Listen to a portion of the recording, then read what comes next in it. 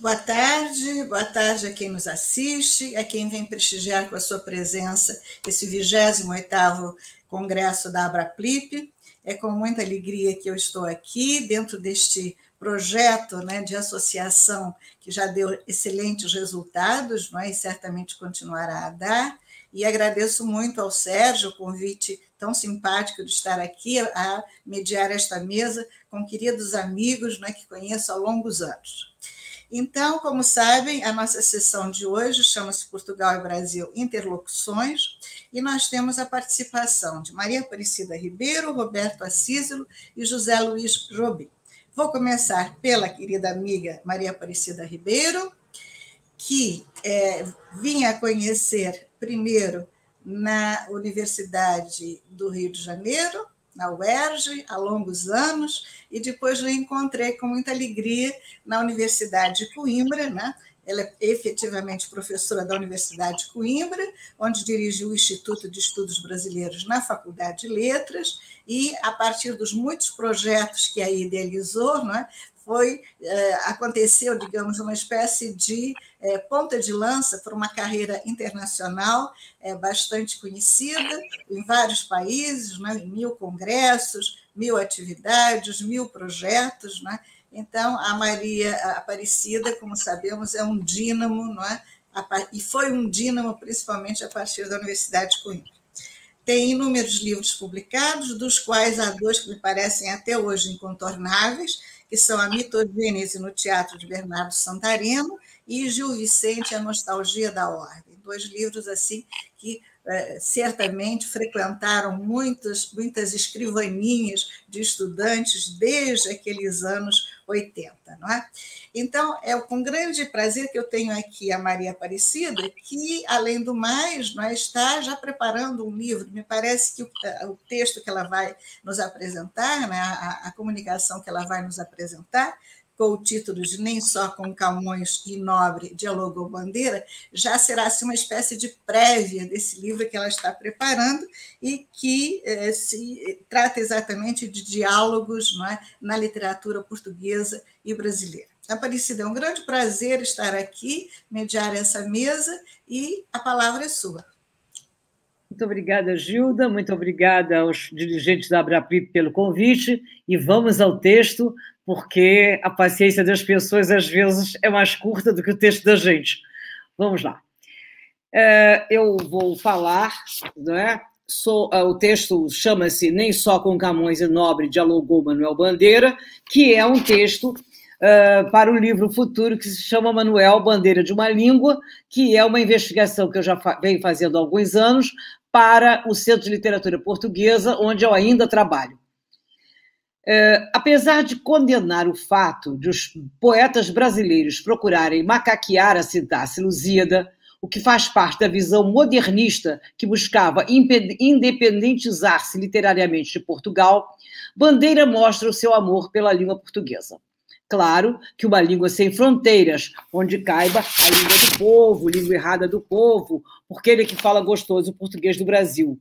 Onde se abriguem todas as palavras, sobretudo os barbarismos universais, todas as construções, sobretudo as sintaxes de exceção, todos os empréstimos, para que não se tenha de averiguar do dicionário o cunho vernáculo de um vocábulo. Afinal, Bandeira disse: no português que falo e escrevo hoje, mesmo quando me utilizo de formas brasileiras, aparentemente mais rebeldes à tradição clássica, eu sinto as raízes profundas que vão mergulhar nos cancioneiros. Ao homenagear num soneto a figura de Camões, recorda aquele cujo canto, ao ecoar, não deixará que a língua portuguesa morra sem poetas nem soldados. E isso porque Camões foi seu mestre no manejo da língua, como o próprio Bandeira declara no itinerário de Pasárgada, com relação ao uso das rimas pobres e dos hiatos, a ponto de, num poema chamado Hiato, incluído em Carnaval, ele celebrar essa aprendizagem. Com relação a Antônio Nobre, além da aprendizagem, há uma identificação pessoal. O soneto dedicado pelo poeta brasileiro ao português, que se chama A Antônio Nobre, mostra uma proximidade de estilos pelo sofrimento que a tuberculose causou a ambos. Bandeira, porém, naquela humildade que lhe é característica e que o Davi Arrighi chamou, para que o Davi Arrighi chamou atenção, já no título do seu excelente livro, né, que é Humildade, Paixão e Morte, Manuel Bandeira, acha que, ao contrário do Nobre, não foi bom, nem será bafejado pela glória. Isso faz parte da humildade do Bandeira, né? Mas as afinidades entre os dois poetas não passam apenas pela tuberculose e por terem vivido em locais e tempos em que o sino marcava o ritmo e os acontecimentos da vida das pessoas. Lembremos que no Recife da infância de Bandeira, os sinos também anunciavam incêndios, não é? Lembra aqueles fogo em Santo Antônio, fogo em São José? Pois é. Havia na poesia de Antônio Nobre, que Bandeira considera a última grande influência da poesia lusa no Brasil, coisas que o encantavam. E que coisas eram essas? Frescuras, diz o Bandeira, de sensações e emoções, versatilidade surpreendente de ritmos, rica imaginação criadora de imagens, aquela funda comunhão com seres e coisas, certa mistura de inocência, capricho e fanfarronada, como nas crianças, a volúpia do sofrimento, a self-pity, o seu nacionalismo e religiosidade tão próximos do sentimento popular. E se da poesia de Nobre a tristeza do poema Memória, incluído em Só, ecoa, talvez ainda por motivos de semelhança biográfica na epígrafe de Acisa das Horas, em ritmo dissoluto, Bandeira releu os sinos do poeta portuense, abreviando em apenas 3 momentos: nascimento, angústia do fim e morte, as várias ocasiões assinaladas no poema de Antônio Nobre, que são noivado, nascimento, morte, novena, comunhão para os doentes. O poeta brasileiro substitui também o dling, dlang, dling, dlong, dlong, dling, dling, dlong, por outras harmonias imitativas que refletem a alegria, a angústia e a dor dos momentos que escolheu. Por outro lado, Nobre relaciona o dobrar dos sinos com ocasiões que imagina em seu futuro: casar, batizar a filha, fazer que ela vá à ladainha com a mãe, e imprime ao texto um sentimento pessimista. Bandeira liga os diferentes sons dos sinos a fatos concretos de sua vida: a morte da mãe, da irmã, do irmão, dúvidas quanto ao seu fim, mas reveza alegria, angústia e tristeza, consoante a ocasião. Sá de Miranda também ganha espaço da poesia de Bandeira. O soneto Sol é Grande, conhecido apenas pelo incipit, como normalmente acontece com as composições entre os séculos XVI e XVIII, é retomado num título que traduz o calor desusado na estação do ano focada por Miranda, Elegia de Verão. Incluída em Opus 10, quando Bandeira já de há muito abolir as formas fixas, ela principia com 2 versos recortados do poeta seiscentista, fora da sequência que se apresentam no original, e onde o eu lírico já começa por observar, como o português, as mudanças, agora na língua. Ele diz assim: o sol é grande, ó coisas todas vãs, todas mudáveis, como esse mudáveis, que hoje é mudáveis e já não rima com aves.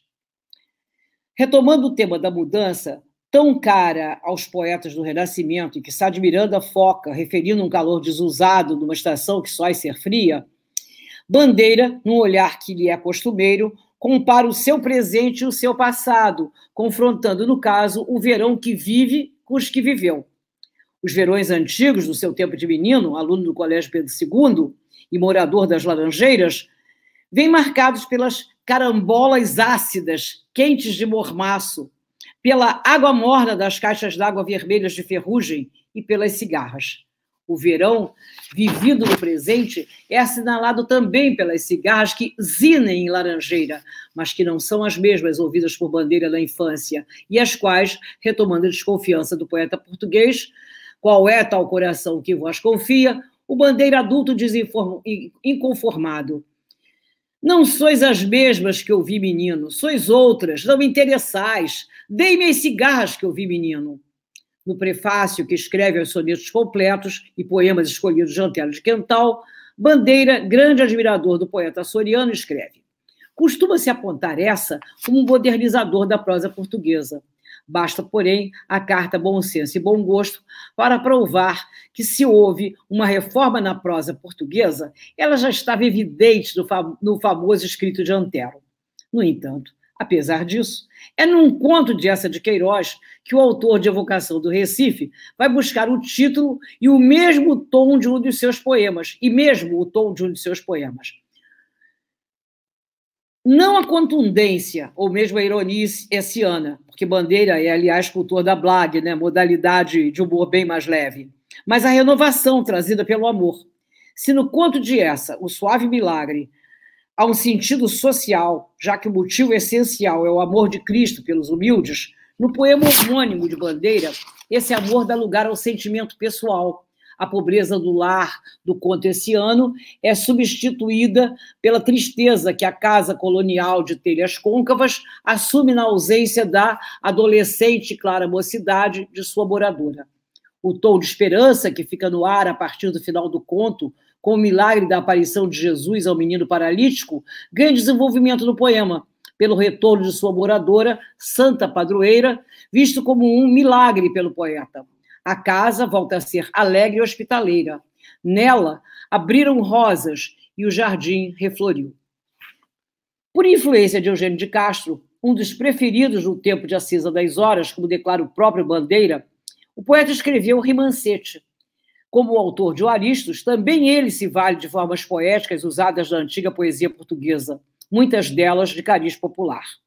Rimancete inclui-se nessa série e inspira-se no Rimance, de Eugênio de Castro, que está recolhido em Silva e que ele dedica a Ramalho Ortigão. O poema português, de caráter narrativo, como requer os romances, a começar pelo título, que retoma um arcaísmo linguístico, traça um ambiente medieval: torre, donzela que fia, mãe vigilante, cavaleiro ousado.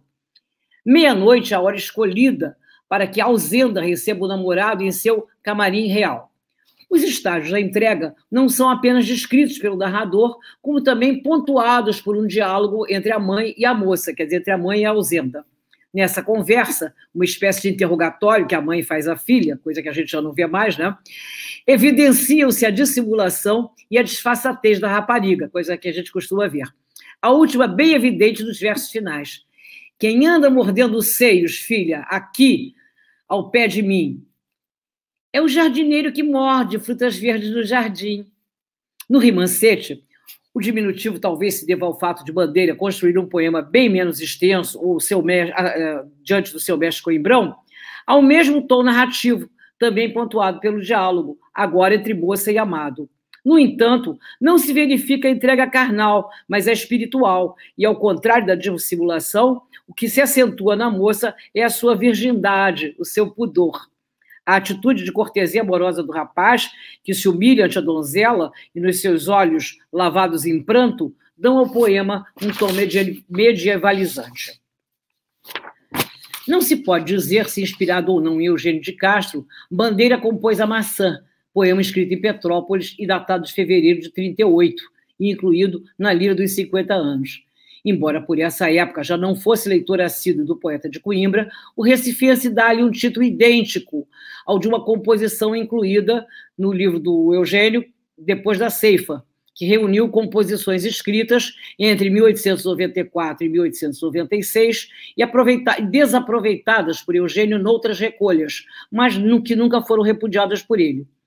Em ambos os poemas, os autores observam na maçã traços de degeneração e de fecundidade, entre os quais a cor doirada e divina no texto Coimbrão, vermelha do amor divino no brasileiro. Diz Castro: repara, filhos, a maçã doirada que há pouco da macieira ria, mostrando a cor divina da ambrosia, ela no chão, caída, encarquilhada. Onde está essa graça perfumada que o oiro e o próprio sol escurecia? A devorá-la, corre a porfia as formigas, em turba alvoroçada.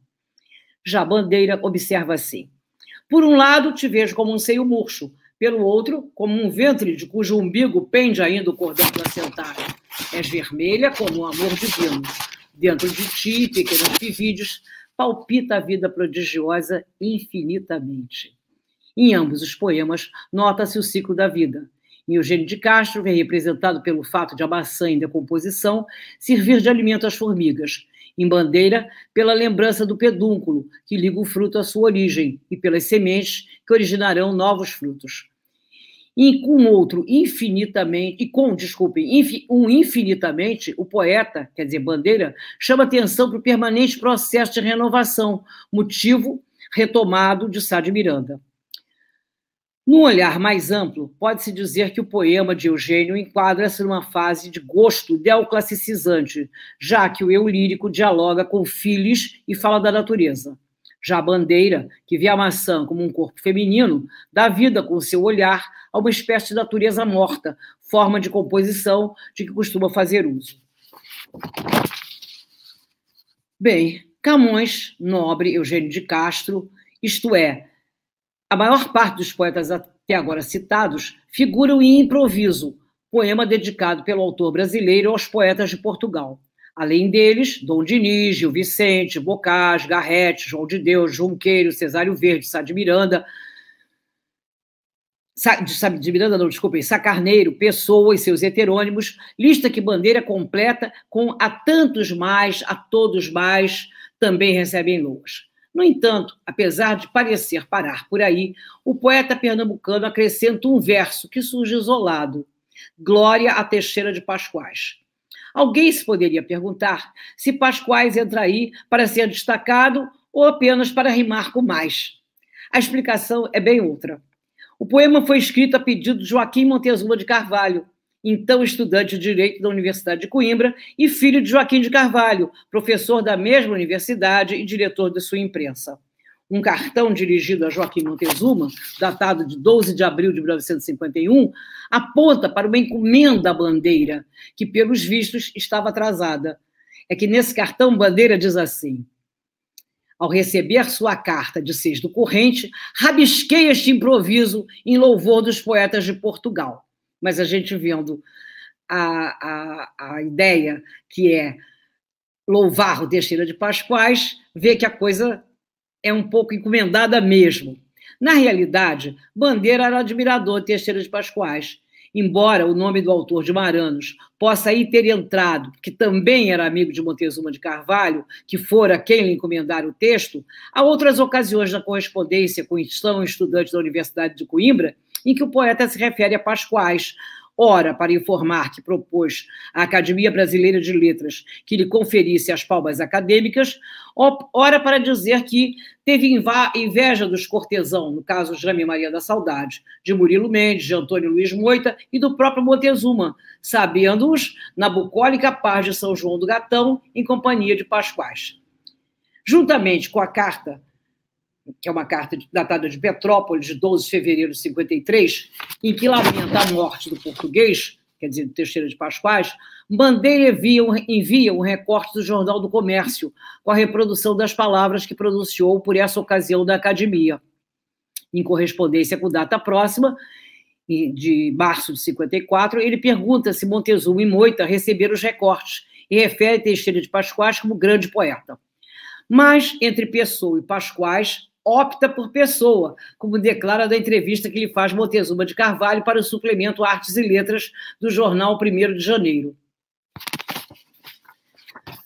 Bem, eu poderia falar muito mais do que isso, mas, obviamente, há um tempo limitado. Então, vamos aos finalmente ou às considerações finais. Vê-se por aí, quer dizer, por essas afinidades e interlocuções de Bandeira com poetas portugueses, que elas não passam sempre por aqueles a quem dedicou versos. Com Camões, a afinidade e a homenagem decorre certamente do gosto pela língua portuguesa. Com Nobre, vem da fixação da infância, na tuberculose e até da coincidência da passagem por Clavadel.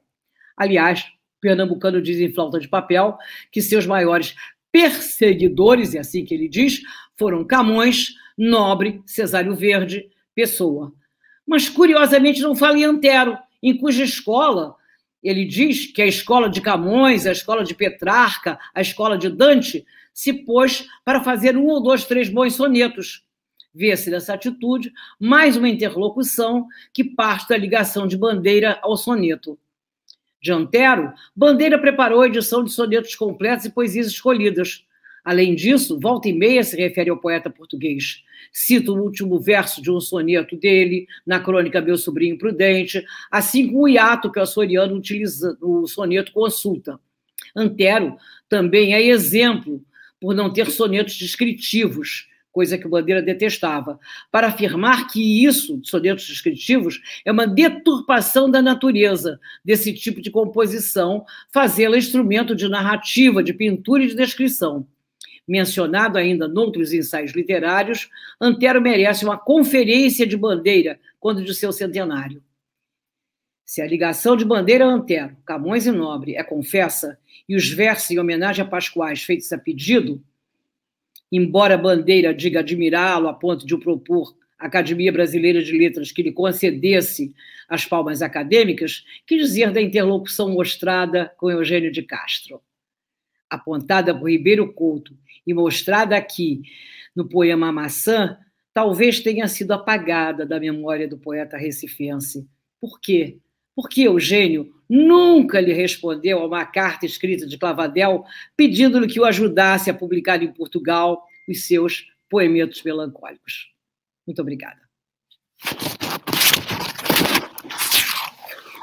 Obrigada, Aparecida, por essas interlocuções todas. Desculpe, eu não sou... eu sou Gilda Santos e não Isabel Pires de Lima. Bom, obrigada, Aparecida, por tantas interlocuções que você traz aqui à baila, né? Mostrando que os diálogos luso-brasileiros são mais intensos do que a gente pode imaginar à primeira vista, né?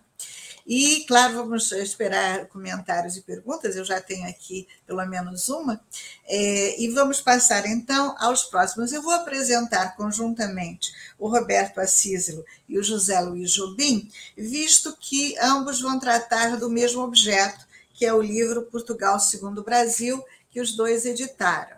Então, por favor, Roberto e Jobim. Roberto, prazer em revê-lo. Jobim, prazer em revê-lo. Tá? Então, dois queridos amigos também de longa data, não é? Que nós já nos cruzamos muitas vezes em muitos corredores de universidades, não é?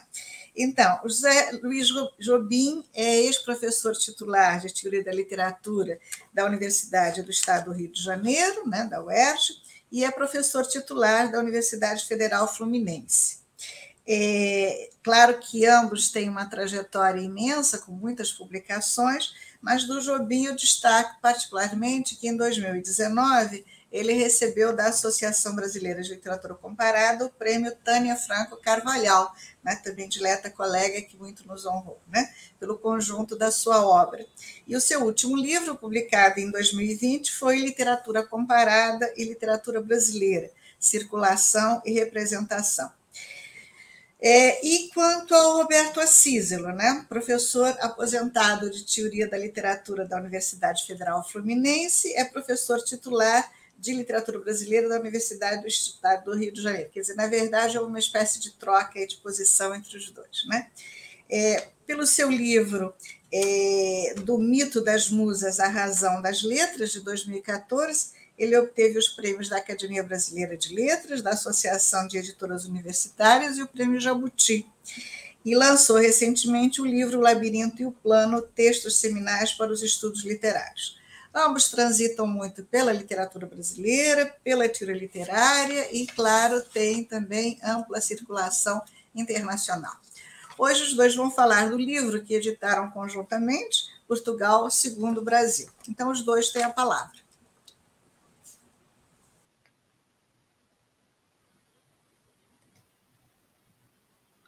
Você está sem som, Roberto.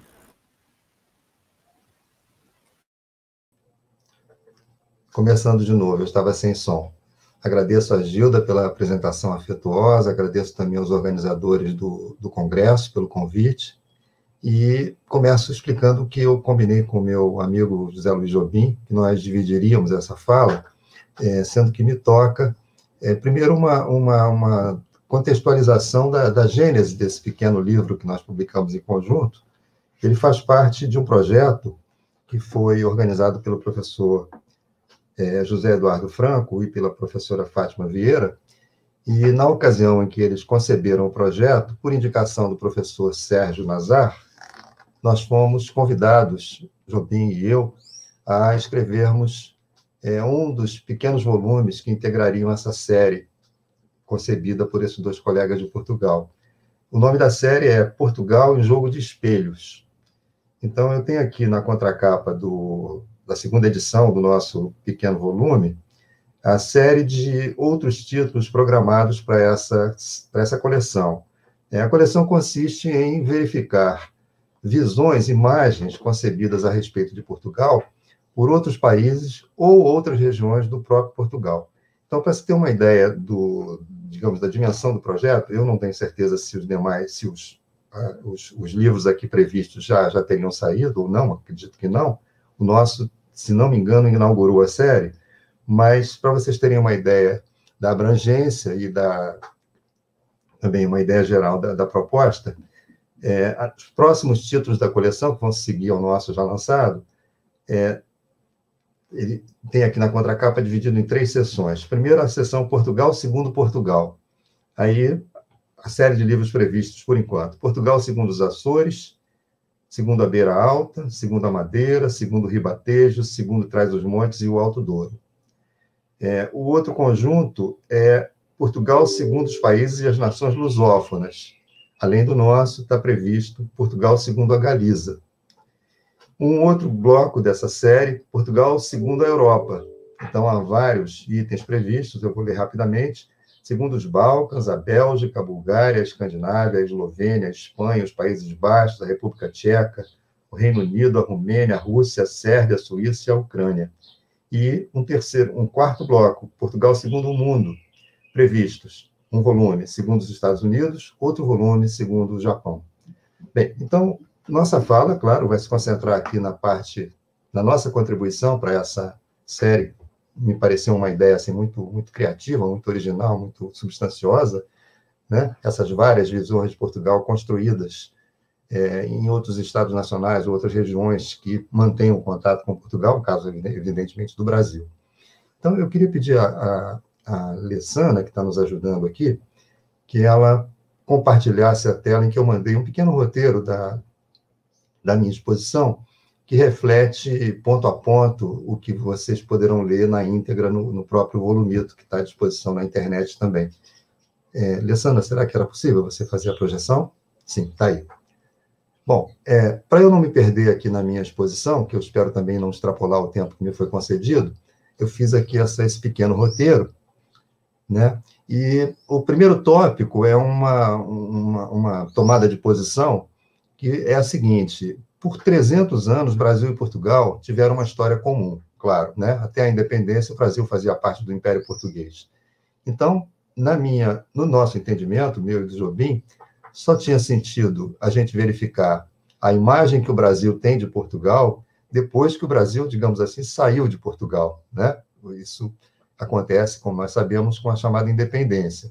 Então, não tocamos em eventuais imagens, né, que certamente foram concebidas no Brasil antes da independência, mas que não eram propriamente imagens de uma nação, digamos, estrangeira, de uma outra nação. Então, o início das diferenças identitárias entre Brasil e Portugal, embora a gente possa situar antes da independência, eu fiz uma pequena relação aqui, na verdade, eles só vão fazer um sentido mais claro depois da independência, né?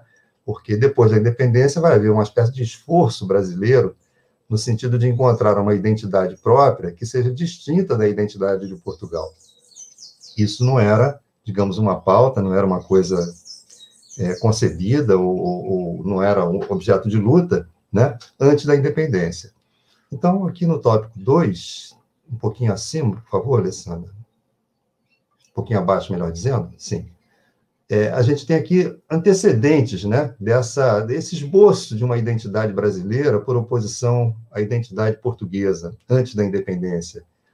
Algumas revoluções bem conhecidas aí das nossas reminiscências, dos nossos estudos de história, né, a Revolução de Beckmann, no Maranhão, em 1648, a Guerra dos Mascates, 1710, 9-10, em Pernambuco, a Guerra dos Emboabas, 1709, a Revolta de Filipe dos Santos, em 1720. Todas essas revoltas, ou essas pequenas insubordinações, não constituíam propriamente uma reivindicação de uma identidade brasileira por oposição à de Portugal. Era apenas uma questão de conflito entre portugueses da América, digamos assim, e portugueses europeus. E, em geral, ou melhor, em geral não, todas essas subordinações ou esses distúrbios civis, eles foram rapidamente controlados pela metrópole, né? Porque se tratava, na verdade, não, como eu disse, de uma reivindicação de uma identidade brasileira própria por oposição de Portugal, mas apenas uma questão de interesses em conflito, né? Entre portugueses da América de gerações que já estavam aqui há mais tempo e portugueses europeus recém-chegados. Um pouquinho mais adiante, agora já no fim do século XVIII, início do XIX, é que a gente tem, assim, revoluções, ou pelo menos esboços de revolução, como é o caso da Inconfidência Mineira, né, em que houve, sim, um projeto de separação política e administrativa entre Brasil e Portugal. Então, isso se deu, como nós sabemos, na Inconfidência Mineira, na Conjuração Baiana, e, sobretudo, na Revolução Pernambucana de 1817, né, que chegou a proclamar uma república em Pernambuco e ali nas províncias próximas, né, no caso da Paraíba e do Rio Grande do Norte, chegou a proclamar uma república independente do Império Português, que funcionou com governo, com legislação própria, enfim, com todo um sistema político embrionário que teria sido desenvolvido não fosse a repressão, né, da corte, naquela ocasião sediada no Rio de Janeiro, que em cerca de 60 dias conseguiu conter, né, a Revolução Pernambucana e reverteu a situação, né, reintegrando Pernambuco e Paraíba e Rio Grande do Norte ao Império Português. Bom, depois a gente tem a independência. Aqui sim é que começa, né, a se constituir uma imagem de Portugal feita a partir do Brasil, né, ao mesmo tempo em que os brasileiros recém-independentes, né, o Estado Nacional Brasileiro recém-criado, se esforçava por criar uma identidade própria, que naturalmente, logo de início, tinha que contrastar, tinha que ser distinta, né, da identidade de Portugal. Bom, então, a independência, a gente pode dizer, né, a dissolução do Reino Unido, Brasil, Portugal e Algarves, um historiador disse que foi um divórcio amigável, né? E essa expressão ela é preciosa porque, de fato, o Brasil foi o único país das Américas que, quando cortou seus vínculos políticos com a metrópole, né, manteve, de certo modo, esses vínculos, né, por causa de um dado evidente, a mesma dinastia reinante em Portugal continuou reinando no Brasil depois da independência, de modo que essa ligação Brasil e Portugal, mesmo depois do divórcio amigável, né, foi uma ligação muito forte durante todo o século XIX. Ao mesmo tempo, durante o século XIX, se manteve o fluxo migratório de Portugal para o Brasil, que era intenso, né, pelo menos desde o século XVIII, para não falar nos séculos anteriores da colonização, e que permaneceu, mesmo que as autoridades portuguesas, depois da independência, tivessem editado leis, né, que limitavam, né, que tornavam mais difícil a migração de portugueses para o Brasil, porque o interesse de Portugal era que essa força de trabalho fosse direcionada para as colônias africanas. Mas, mesmo assim, o Brasil continuou, depois da independência, o principal destino, né, do fluxo migratório português. De modo que a ligação, né, entre esses dois estados nacionais resultantes da dissolução do Reino Unido continuou muito forte ao longo de todo o século XIX. Mas é nesse período que começam a proliferar conceitos sobre Portugal e os portugueses, né, a partir do Brasil. Porque, como nós dissemos anteriormente a isso, né, aqueles 300 anos de história comum não favoreciam, evidentemente, a construção de conceitos sobre Portugal, uma vez que o Brasil, afinal, fazia parte de Portugal. Bom, nessa proliferação, ou esses conceitos que passaram a proliferar a partir da independência, nós vamos apresentar aqui rapidamente através de uma segmentação, né?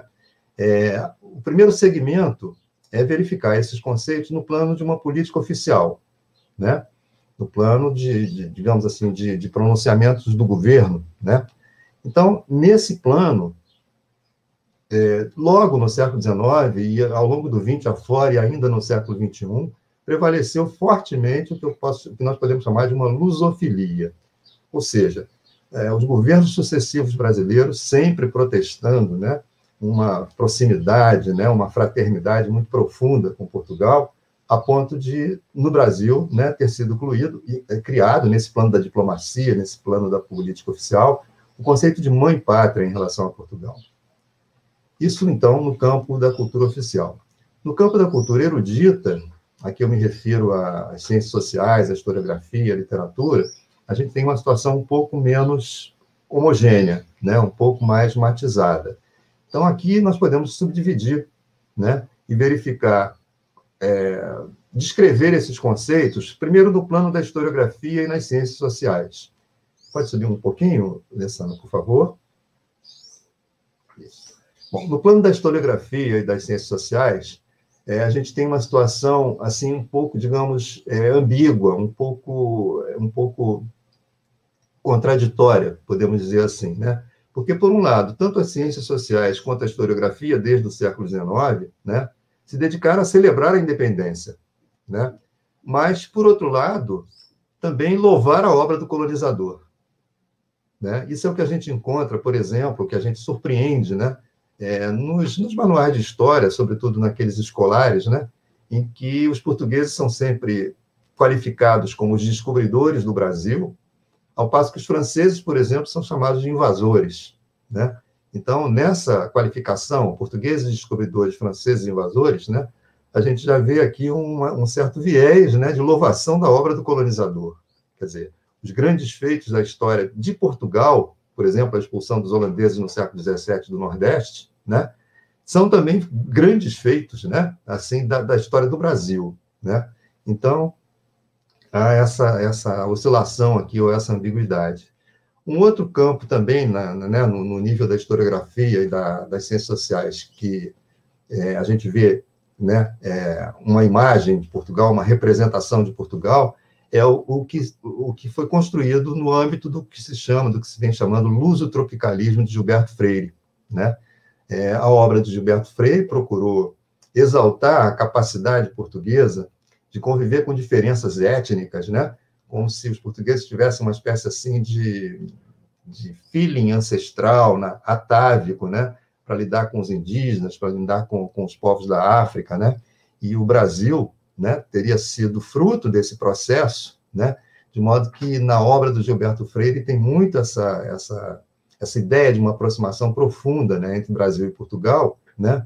E essa vocação de Portugal, então, para a região dos trópicos, né, América, África, né, que, segundo Gilberto Freire, seria um traço forte, né, dessa cultura luso-brasileira transatlântica, né, que se teria criado. Outra coisa que pouco se fala, mas foi um fato, assim, digamos, no plano da história, no plano da política, no plano das relações luso-brasileiras, foi a ideia que foi discutida, né, a sério até os anos 30, mais ou menos, de a constituição de uma confederação luso-brasileira.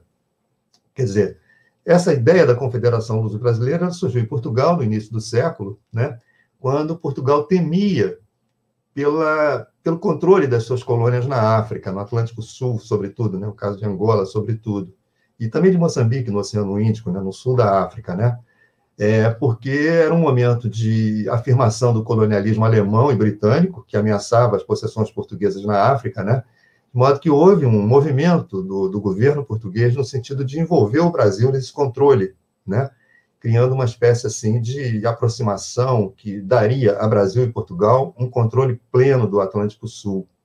Então, essa confederação, ela foi por muito tempo cogitada, mas ela não saiu das cogitações por uma série de questões que seria ocioso, seria impossível a gente detalhar aqui, mas, sobretudo, por certas desavenças, né, entre nacionalismos que tanto prosperaram em Portugal quanto no Brasil, nessas primeiras 3 décadas do século XX, né? E que, então, né, havia sempre, ao mesmo tempo, uma vontade de que essa união se fizesse, em termos políticos, administrativos, econômicos, militares, né? Mas, ao mesmo tempo, uma certa desconfiança recíproca, né, sobre o que seria, de fato, né, essa aproximação, essa fusão, né, uma espécie de quase que restauração do Reino Unido, né, que aí não seria mais Reino Unido, porque Portugal já era uma república, o Brasil também, mas, enfim, uma espécie de república unida luso-brasileira, né? Isso foi cogitado, mas, a partir dos anos de 1930, abandonado. Praticamente, essa ideia não prosperou. Bom, falamos aqui, então, de imagens de Portugal no plano da historiografia e das ciências sociais, e agora vejamos no plano da literatura, né? Aqui também a gente pode dividir em em dois ramais, né? No plano da literatura, se criou uma relação, né, de lusofobia em relação a Portugal. É o que a gente encontra, por exemplo, no poeta baiano Junqueira Freire, né, um poeta de meados de 1850, é um momento em que ele, né, está assim produzindo, ele morreu muito jovem, né? Mas Junqueira Freire assinou um verdadeiro manifesto anti-luso, né? E, né, naquela onda de um nacionalismo literário brasileiro de meados do século XIX. Em Alencar a gente encontra também, né, uma certa lusofobia, sobretudo reativa, né, quando alguns letrados portugueses criticaram, né, a linguagem utilizada por Alencar em romances como Iracema, né? O Zé de Alencar respondeu de modo bastante, digamos, animoso, né?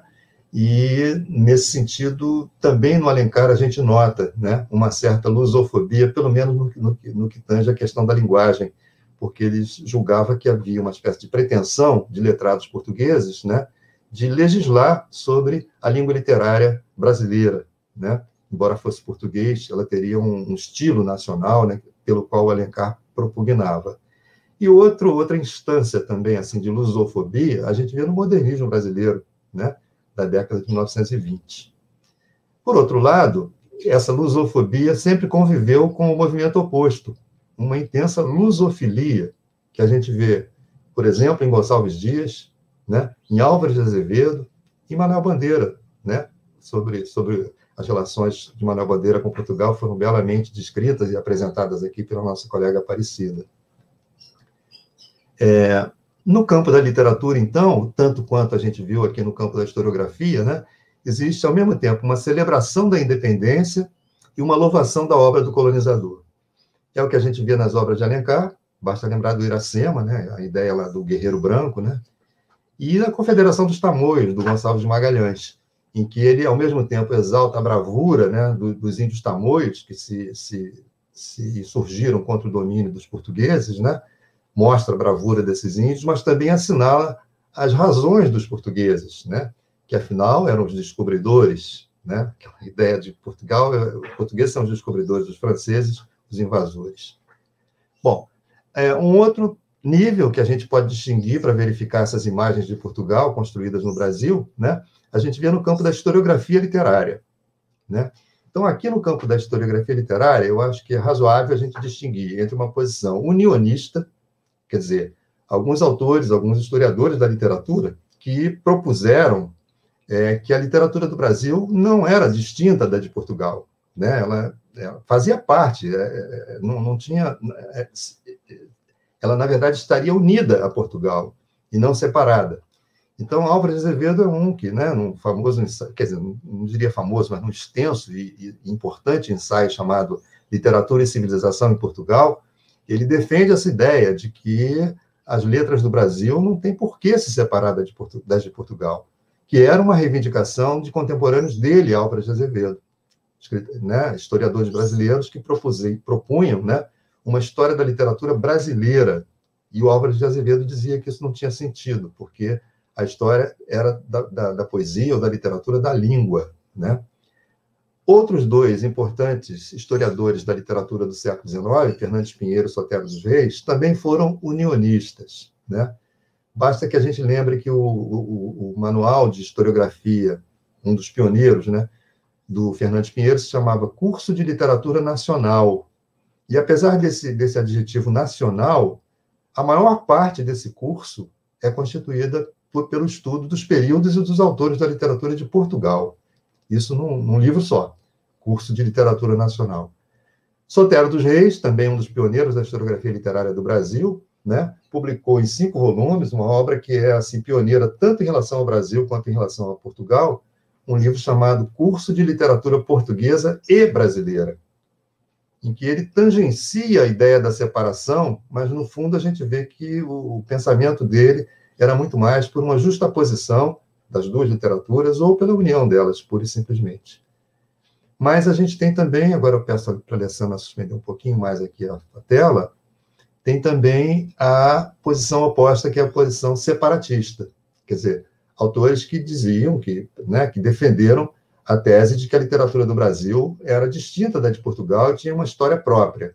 É o caso do Joaquim Norberto e do Silvio Romero, ambos autores de livros, de obras, né, não à toa chamadas História da Literatura Brasileira.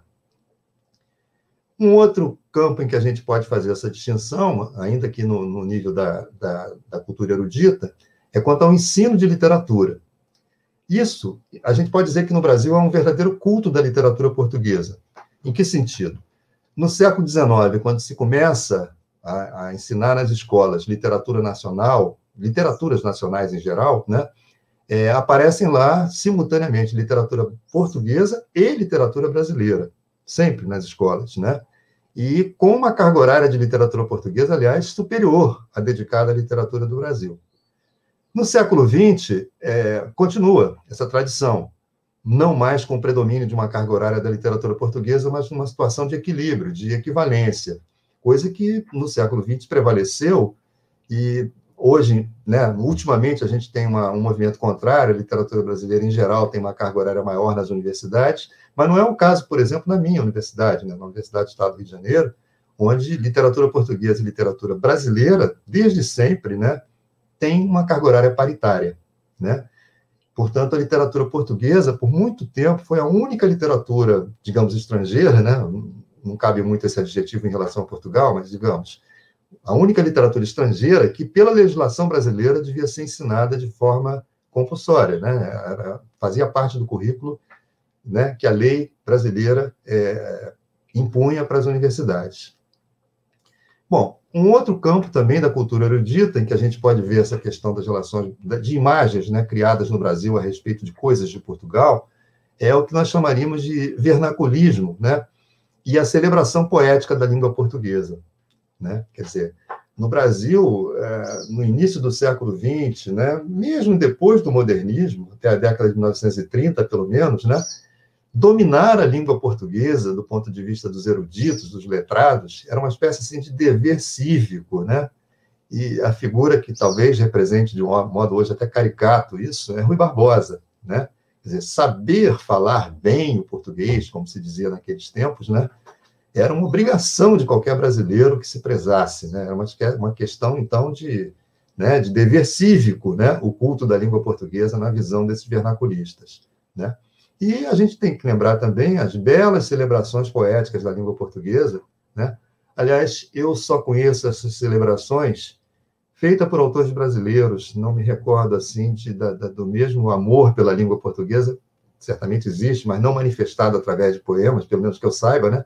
Mas no Brasil a gente tem o José Albano, com um belo poema chamado Ode à Língua Portuguesa, o Olavo Bilac, com seu famoso soneto Língua Portuguesa, o Manuel Bandeira, que a Aparecida acabou de citar, aquele soneto a Camões, né, cujos versos finais, o terceiro final, se transformou numa epígrafe, né, da gramática do professor Rocha Lima, gramática da língua portuguesa, que abre com aqueles versos de Bandeira, né?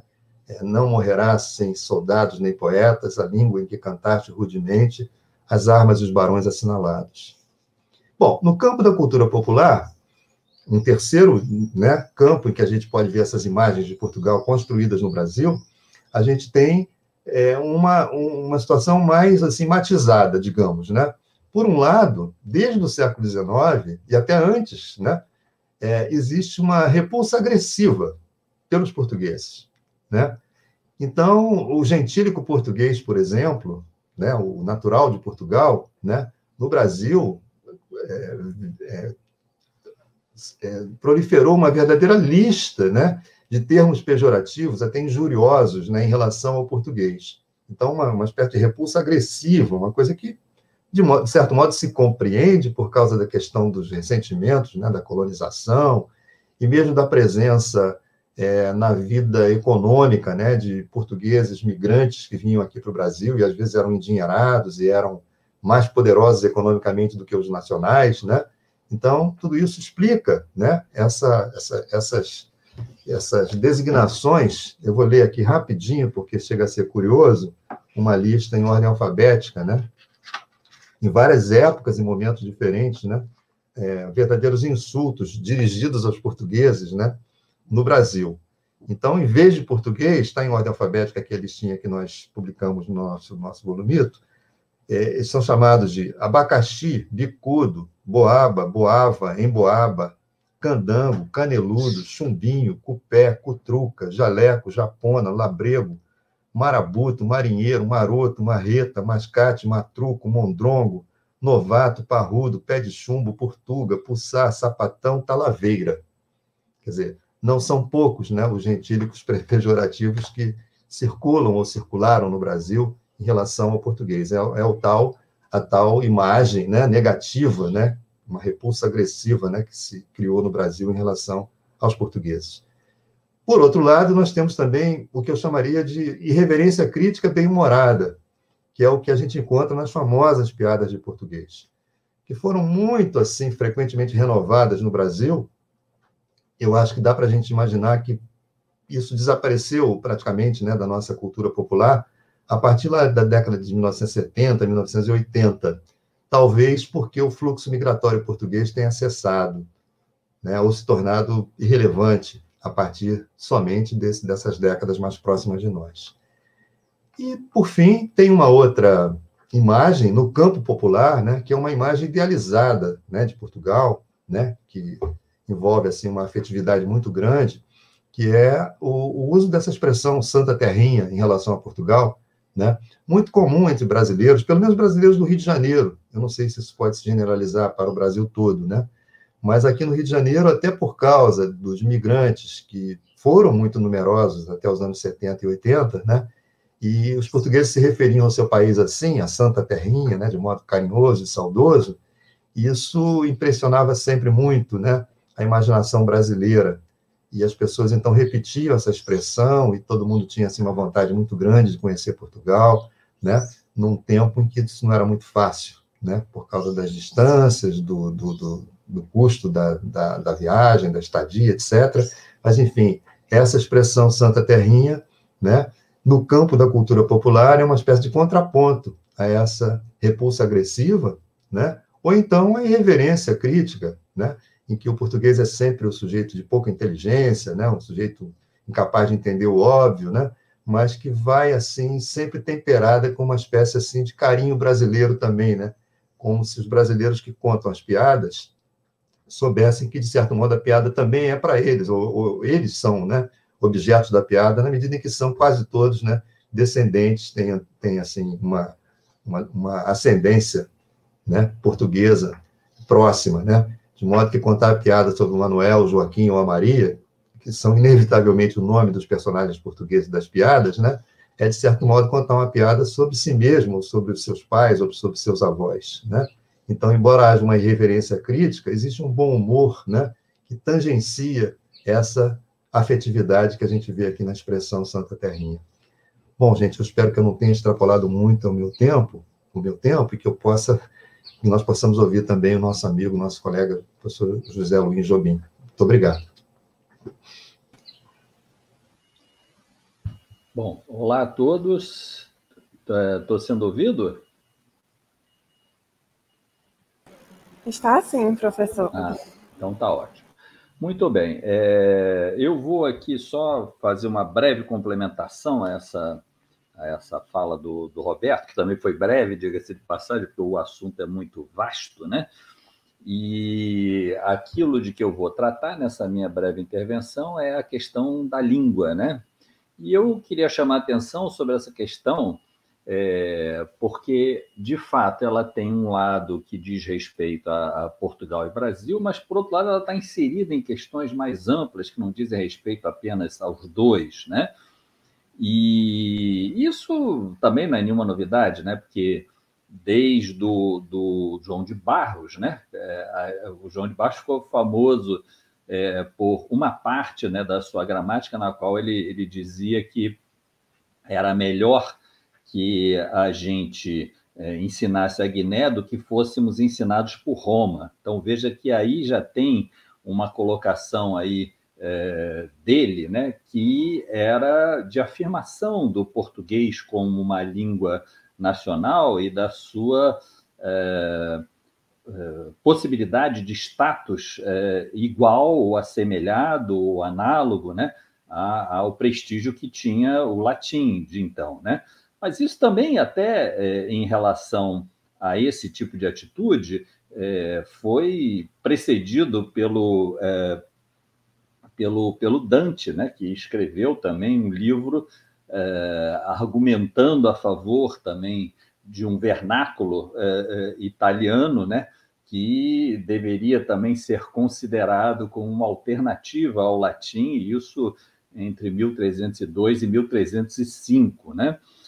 Bom, mas tem uma outra parte da fala do João de Barros que eu sempre lembro, porque as pessoas só lembram esse lado aí, inclusive para falar mal dessa, digamos assim, ideologia colonial. Mas tem uma outra parte que ele diz o seguinte: olha,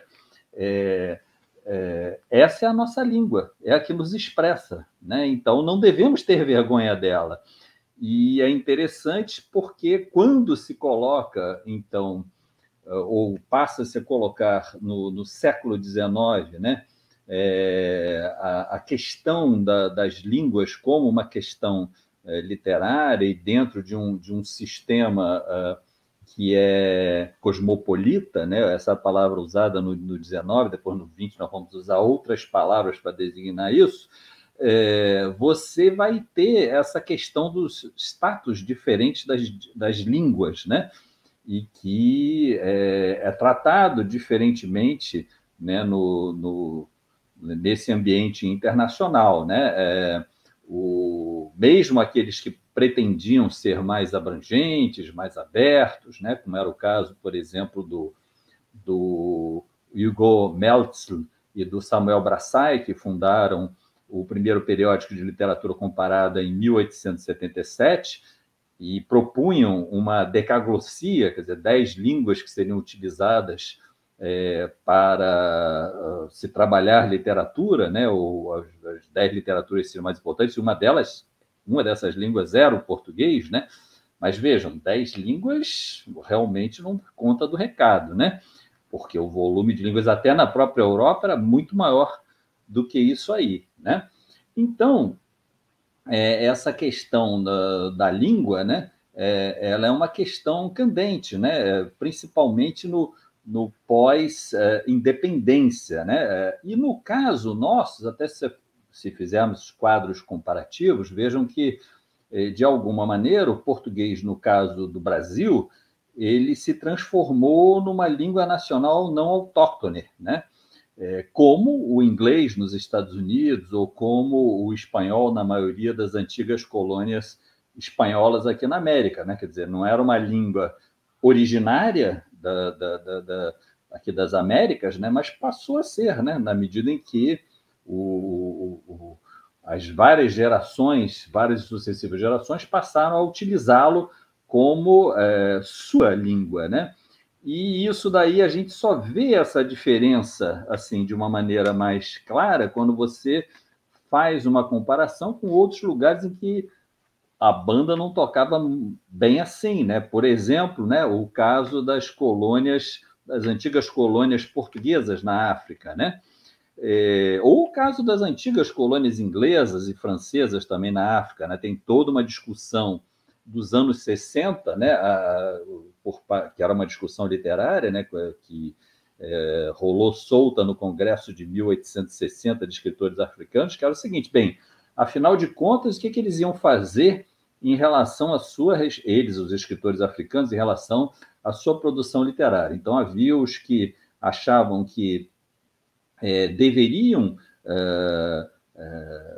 continuar a escrever, né, nas línguas em que já escreviam, inglês, francês, português, né? Por quê? Porque, assim como existia um inglês da Inglaterra, deveria haver um inglês da África, da Nigéria, da Índia, né? Que seria diferente do inglês da Inglaterra, mas teria também relevância, deveria defender a sua diferença, a sua especificidade, o seu direito à existência, né? O mesmo ocorreria em relação às outras línguas europeias a serem utilizadas por esses escritores africanos, né?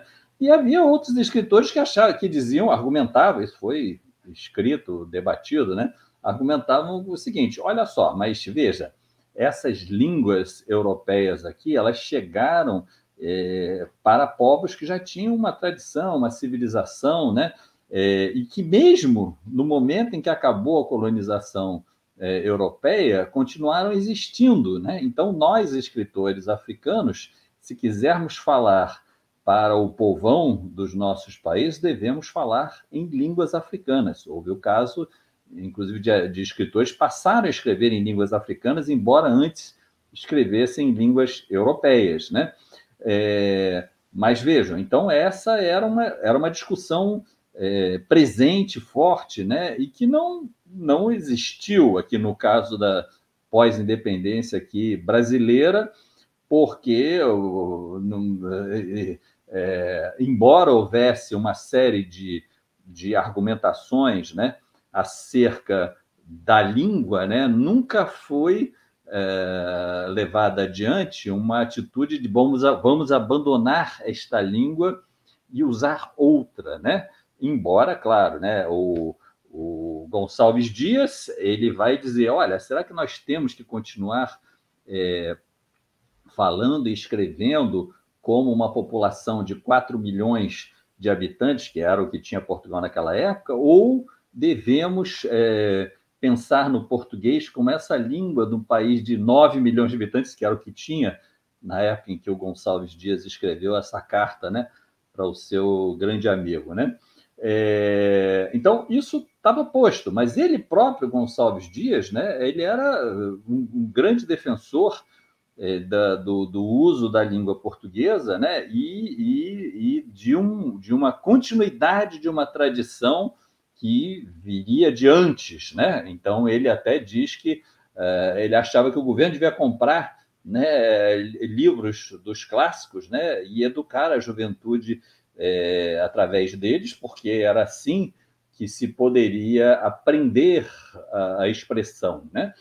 Então, vejam que não havia exatamente por parte dos escritores brasileiros uma atitude de descarte, né, da língua portuguesa, e muito menos pela razão de ter sido a língua do colonizador, né, como ocorreu em outras partes, né, do planeta, e inclusive muito posteriormente a esse momento histórico da independência, que foi no século XIX, né?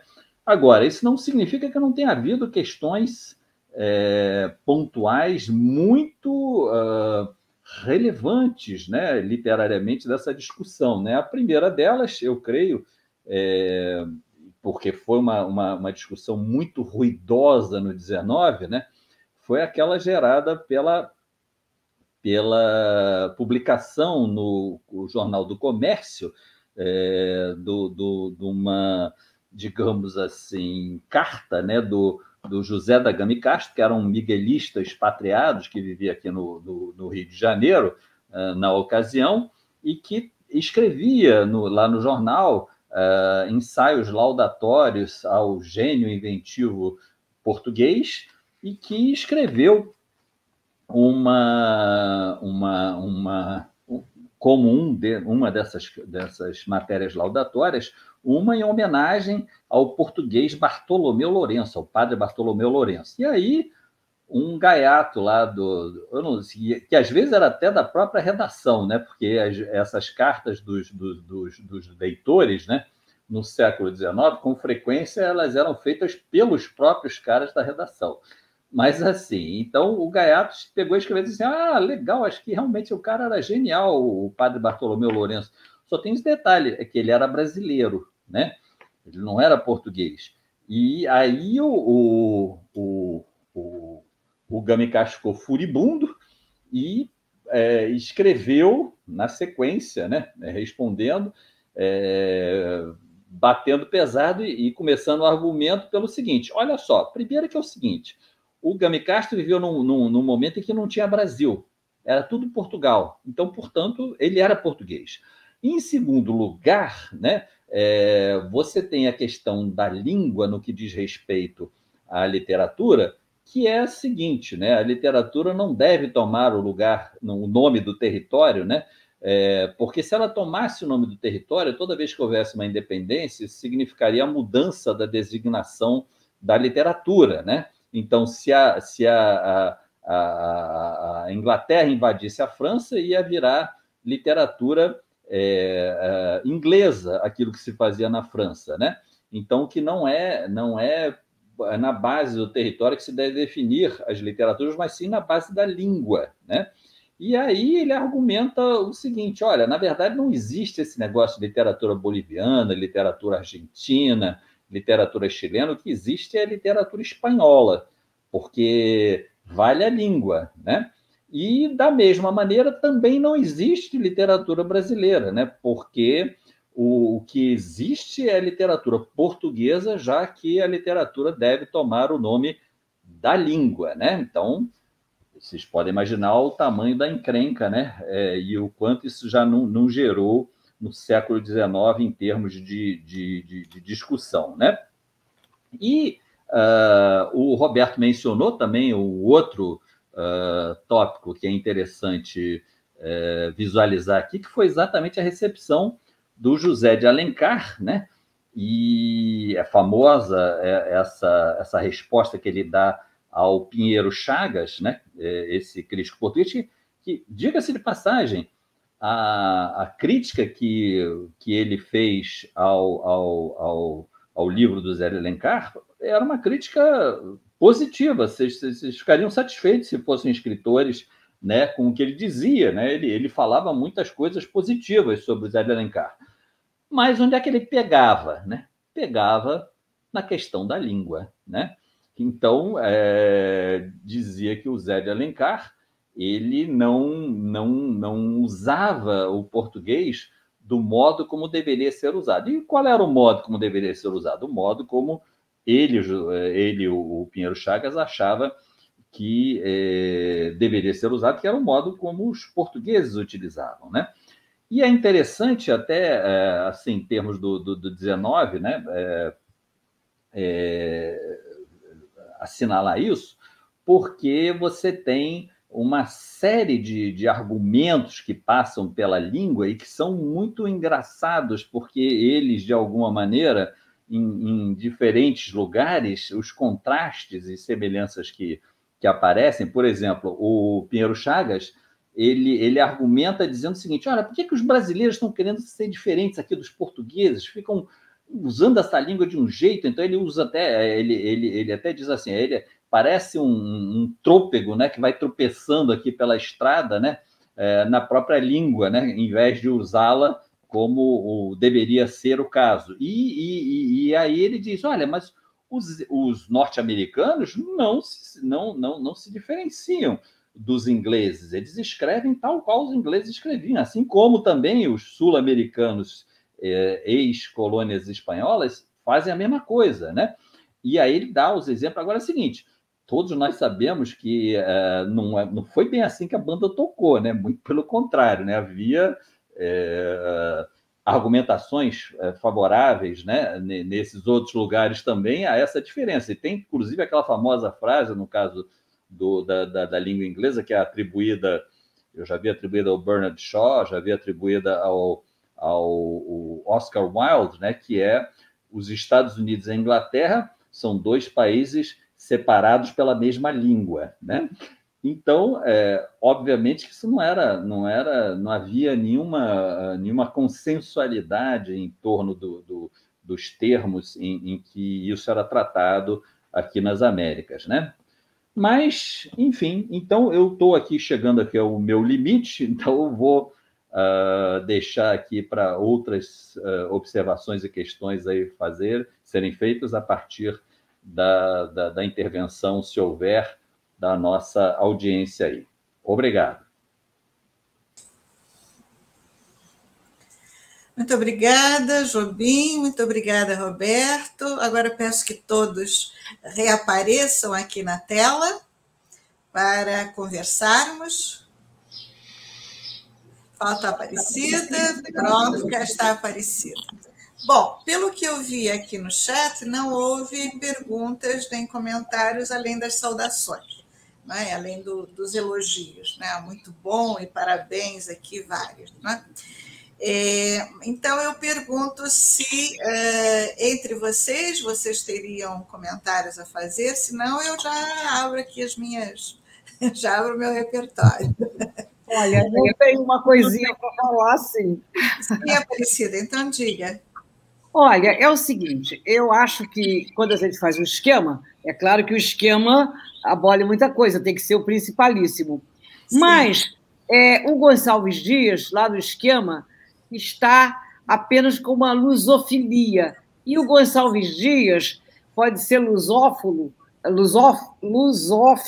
desculpem, na língua, porque, embora ele diga para o Herculano que um dia, um dia xícara vai ser tão bonito quanto chávena e mais não sei o quê, quanto porcelana e companhia.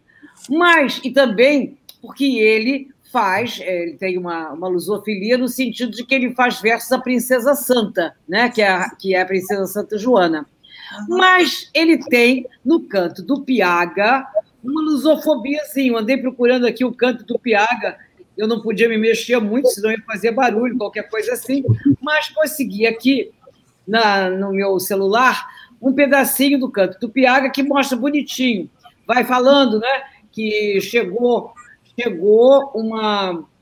uma cena terrível ao Piaga, que foi o seguinte, negro monstro os sustenta por baixo, quer dizer, são as caravelas, né, que vão chegando, como um bando de cândidas garças que dos ares pairando lá vão. Quem foi que arrancou das entranhas o marinho arcabouço? Nas nossas terras demanda, fareja esse monstro, o que vem cá buscar? Vai dizer que foram, vem trazer-nos crueza e impiedade, dons cruéis do cruel Anhangá. Vem quebrar-vos a lança valente, profanar manitôs maracás. Vem trazer-vos algemas pesadas, com que a tribo tupi vai gemer. Onde os velhos servirem de escravos, mesmo o Piaga ainda escravo há de ser. Fugireis, etc. Vai dizer que as filhas, a mulher, etc, etc. Quer dizer, são os portugueses, né? Ao mesmo tempo que ele faz uma lusofiliazinha, ele também é contra a língua portuguesa, porque, quer dizer, aquela, vamos dizer, amarração que Portugal quer fazer com a língua portuguesa do Brasil, né? Tanto que responde o Herculano aquilo que eu disse, e, por outro lado, ele mostra isso da invasão, quer dizer, do colonizador matando os índios, porque, antes de mais nada, o Gonçalves Dias é um indianista, até porque ele tem sangue de índio, né? Também, ele tem todos os sangues possíveis, passa por aí. Quanto ao Alencar, eu acho que ele só se dá conta de que está falando português do Brasil quando o Pinheiro Chagas implica com ele, não é? E diz que o que estraga o livro do Alencar é essa mania que os brasileiros têm de escreverem de uma forma diferente. Eu penso que é isso.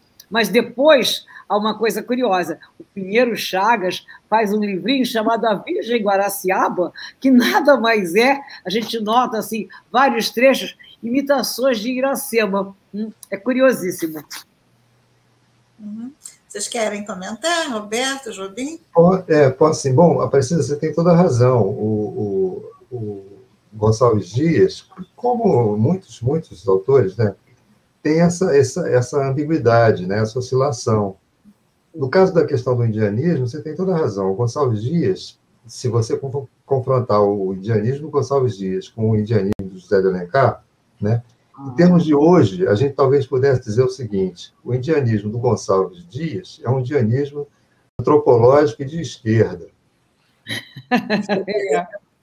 Porque ele vê a invasão, o descobrimento, como uma invasão, como uma coisa aterradora para os povos ameríndios, né? Ao passo que o Alencar tem aquela visão de um congraçamento, né? De uma espécie de destino, né? Dos portugueses e dos ameríndios do Brasil, né? Para se miscigenarem, né? Então, tem uma solução, né? Que e o Gonçalves Dias, ao contrário, ele tem poemas que são poemas que praticamente denunciam o genocídio. Praticamente não, denunciam, como esse que você lembrou aí. Né? Então, tem isso sim, você tem toda a razão. Podia matizar um pouquinho mais o meu esquema. Mas, no plano da língua, né? Aí sim, o Gonçalves Dias é um adepto de Portugal, não só porque, por exemplo, por causa das cestilhas de Frei Antão, né? em que ele quis, de certo modo, demonstrar que dominava o português até pré-clássico. É verdade. Né? É um belo poema, né? Embora os filólogos digam que está cheio de anacronismos, né? Mas é um exercício filológico em que ele quis mostrar, afinal de contas, que ele não era qualquer um, que ele conhecia o português, né? O português de cepa, o português europeu, né? Então, e tem isso no Gonçalves Dias, inclusive não somente na questão das cestilhas, né? Mas se a gente fizer uma análise assim mais da língua do Gonçalves Dias, a gente vai ver que os seus poemas, mesmo os poemas indianistas, estão cheios de lusitanismos. É verdade. Né? É verdade. Então, mas você tem toda a razão. O esquema ficou grosseiro. O problema é o esquema. O problema é o esquema. Quando a gente esquematiza, acontece isso. As nuances ficam fora, não é? Tem razão. Ficam fora. E olha, uma coisa, eu não quero monopolizar o diálogo, não, mas acontece o seguinte, também naquilo que você falou do marinheiro pé de chumbo, os nomes pelos quais o português é conhecido, isso é até documentado por um português, o Gomes de Amorim, nos Aleijões Sociais ou no Ódio de Raça, uma das peças dele, agora já não me lembro qual, ele transcreve o que ele viu na Amazônia, ou o que ele ouviu na Amazônia. Marinheiro pé de chumbo, calcanhar de frigideira, quem te deu consentimento para casar com brasileira. Vai por aí. Exatamente, Aliás, nessa listagem que o Roberto nos apresentou, né, eu senti falta de uma que eu ouvia em casa, quando menina, né, que é galego, né, chamaram o português. Galego estava na lista. Eu acho que está na lista, galego, sim. Pode estar, eu não ouvi, então. Essa daí não. Que vocês tem razão. Foi muito usado, né? Para insultar. Galego, né? Claro, era assim quer dizer, portanto, era alguma coisa meio indefinida, né? Galícia e Portugal, né? Então, tá bom. Bom, eu tenho uma pergunta para a Aparecida, que é a seguinte, Aparecida, você citou quer dizer, nessas 1000 trocas aí entre bandeira e vários contemporâneos portugueses e tal, né? Bom, só uma coisinha, eu não sei se você mencionou, me parece que o Bandeira nunca foi a Portugal, estou certa? Exato, nunca veio a Portugal. Conseguiu ir a Londres, mas nunca veio a Portugal. Eu sei que a Londres ele foi porque ele se encontrou com o Jorge de Sena. O Jorge de Sena foi Pois é, e encontrou também com o Alberto de Lacerda. Uhum. Isso, exatamente. Bom, mas dentre essas várias trocas aí que você mencionou, você citou mais de uma vez o Joaquim Montezuma de Carvalho, que é também alguém que você já focalizou num livro, né? Você editou a correspondência entre o Carlos Drummond de Andrade e o Montezuma de Carvalho. Exato, então, o Drummond Montezuma.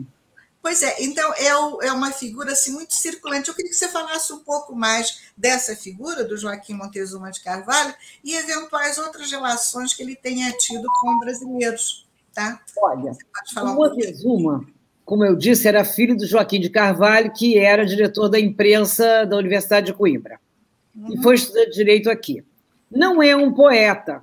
Era um garoto, vamos dizer, não era um garoto como eu, que gostava dos Beatles e Rolling Stones, não, mas era um garoto que gostava de corresponder com os poetas brasileiros. Sempre teve uma certa admiração, uma tendência para os poetas brasileiros.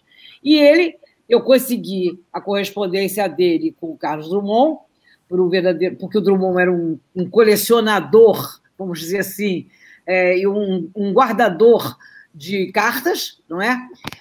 Um guardião da sua correspondência, sempre preservou muito isso, e a gente encontra na Casa Rui, inclusive, todo o documentário dele, foi ele, aliás, o idealizador da AMLB, quer dizer, do Arquivo de Literatura Brasileira da Fundação Casa Rui Barbosa.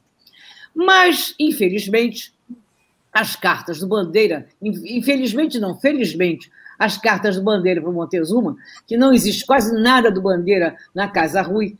Por quê?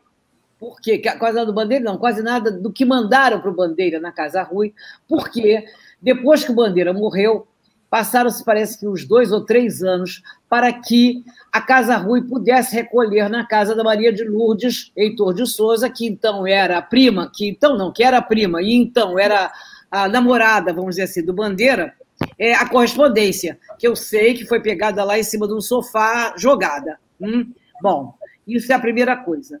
Então, quase não se tem. Mas, felizmente, um editor brasileiro editou essa correspondênciazinha do Bandeira com Montezuma, porque eu tenho a impressão que ele pediu ao Montezuma as coisas. Então, ele tem as cartas do Bandeira e as cartas do Montezuma, e editou. E eu cito no meu texto aí, eu cito a bibliografia direita, qual é a edição, etc, etc.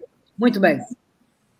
Por isso, quer dizer, o Montezuma era uma figura, sabe, desses, vamos dizer assim, desses sujeitos que gostam de fazer parte do fã-clube dos poetas, né?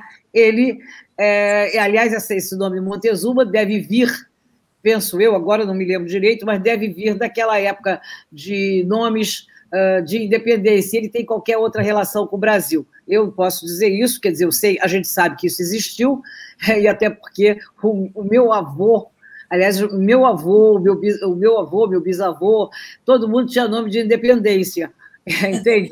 Eles acrescentaram, é uma coisa maluca, Aderbal Jaguarari de Carvalho, Jarbas Aimoré de Carvalho. Aliás, esse Jarbas Aimoré foi um dos fundadores do jornal À Noite.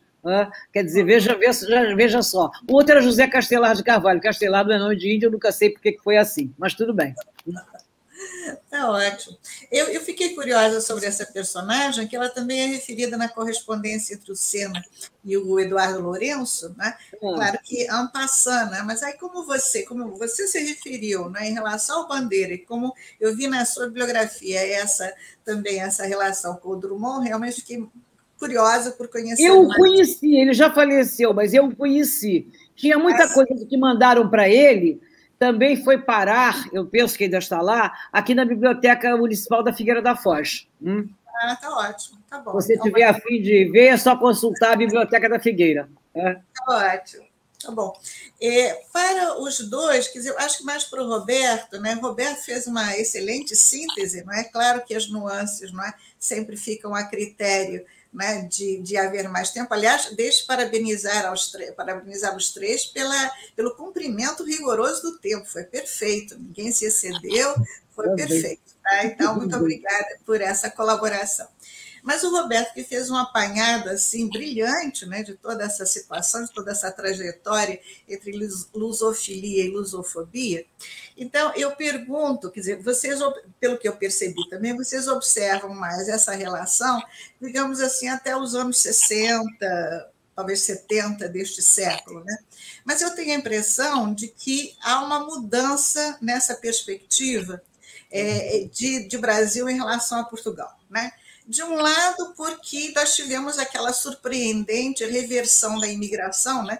E aquele filme Terra Estrangeira, do Walter Salles, né? Mostra bem, né? É de 96 o filme, né? Mostra bem esse começo da imigração. Quer dizer, pela primeira vez, o Brasil passou a ser uma terra de imigração, não é? E há uma grande leva de portugueses, de brasileiros em Portugal, né? Isso por um lado, por outro lado, a apoteose das telenovelas e mais não sei o quê, né? Que gerou aí uma série de trocas culturais, né? E mais recentemente, né? Quer dizer, também essa nova imigração de brasileiros para Portugal, né?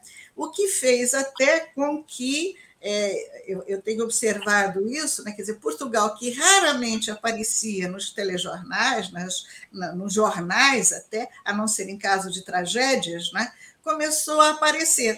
Eu me lembro particularmente de um momento em que o presidente de Portugal, né, esteve no Brasil, e a única notícia que saiu no jornal na altura é que ele foi ao Maracanã assistir um jogo de futebol. Quer dizer, foi a única notícia, né? Agora, nos últimos tempos, né, já citou, né, a presença do presidente da República de Portugal, na inauguração do Museu da Língua Portuguesa, a reinauguração do Museu da Língua Portuguesa, enfim, quer dizer, Portugal começou a aparecer mais no noticiário brasileiro. Eu suponho que seja em função dessa presença maciça, né, de brasileiros em Portugal.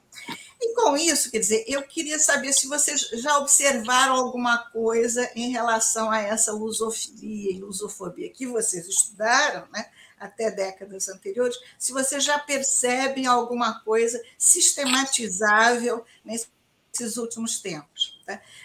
Roberto e Jobim, vocês decidem, e pode ser os dois também, não há problema. Bom, a gente não pode fazer um coro para falar em uníssono, né? Então tem que ser de cada vez. Isso. Rapidinho, Gilda, eu acho que você tem toda a razão. Se não me engano, não juraria sobre a Bíblia, não, porque eu não tenho texto assim tão vivo na memória. Mas eu acho que nós fizemos no próprio livro alguma observação no sentido de... Fizemos, sim, com certeza, que esse fluxo migratório, a direção desse fluxo se inverteu, né, a partir de um determinado momento, né? Quanto ao fluxo de Portugal para cá, né, na percepção que eu tenho a impressão que a gente registrou, esse fluxo praticamente cessa, né, no final dos anos 1960. Exatamente. Eu até diria antes, final dos anos 50, eu pertenço à última geração de imigrantes, porque a partir dos anos 60, a imigração portuguesa passou a ser, sobretudo, europeia, Alemanha, principalmente. Né? Estados Unidos, França, Alemanha, né? Exatamente. Pois é. França, o Brasil, então, deixa de ser esse destino preferencial dos portugueses, né? E, a partir daí, né, isso que nós chamamos de uma proliferação de imagens de Portugal cessa, ou vai diminuindo, né? Você vê, por exemplo, aquele famoso estoque das piadas de português não tem sido renovado. É verdade. Se criou uma espécie assim, de indiferença no Brasil, né? Quer dizer, na minha geração, por exemplo, você está dizendo na sua também, né, Gilda? A gente, no Rio, pelo menos, né? Porque uma vez nós apresentamos, o Jobim lembra certamente disso, esse trabalho no IHGB, né? E uma das questões que foram levantadas foi até pelo presidente da casa, né, o professor Arno, ele disse o seguinte: olha, isso que vocês estão dizendo aí vale muito para o Rio de Janeiro, né? Mas não tanto para o Brasil todo. Acho que ele tem toda a razão, né?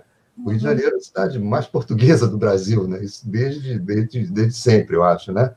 Então, na medida em que as jovens gerações, né, não convivem mais com os portugueses, porque a minha conviveu demais, né? Você ia na padaria, era o português o dono da padaria. Você ia no açougue, era português. Tinha português pra caramba no Rio de Janeiro, né? A ponto, inclusive, não sei se vocês lembram, né, de uma interpretação assim, bem carioca, né, da postura do Cristo Redentor, né? Ele estaria ali naquela posição de braços abertos sobre a Guanabara, né, como disse o Jobim, o xará do meu amigo aqui, né? Aquela posição era para dizer o seguinte: chega de tanto português. Porque toda hora vinha pelos navios, né, os portugueses para o Rio de Janeiro, né? Então, Gildo, eu acho que você tem toda a razão. Houve, sim, essa mudança, né, do fluxo, e na medida em que esse convívio com portugueses praticamente desapareceu para as gerações mais jovens, né, essas imagens não foram renovadas.